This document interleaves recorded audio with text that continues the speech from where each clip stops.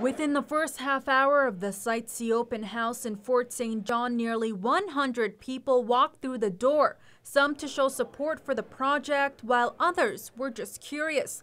But perhaps making more noise at last night's event were members from the Treaty 8 First Nations who peacefully condemned the start of the project's construction. We still got legal cases that we need to address. So Site C, this is premature to our legal right to have a hearing in courts. Halfway through the open house, 9-year-old Waylon Fenton stood in front of the room and spoke out against the dam. I wanted to tell people that this land is very sacred to us and farmers need this to grow fresh food, and that there's probably a bunch of sacred stuff on that land, and there is. Currently, the Site C project is facing several court cases, including from Treaty 8 First Nations. We have a right to have our voices heard, and it just is an injustice that BC Hydro is going to start construction without that day in court.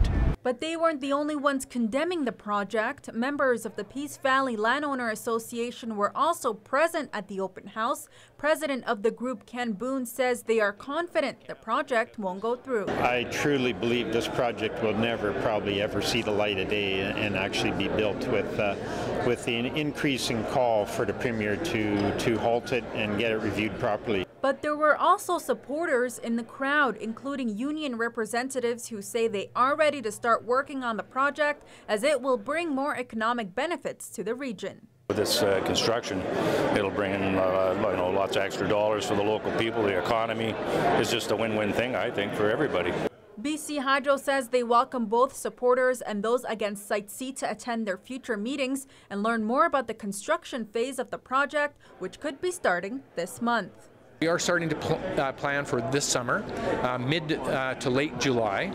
We will notify communities prior to beginning activities for that, but it's looking like it'll be late July. But there is no set date for that to start yet. The open houses will continue next week with stops in Hudson's Hope, Chetwynd, and Dawson Creek.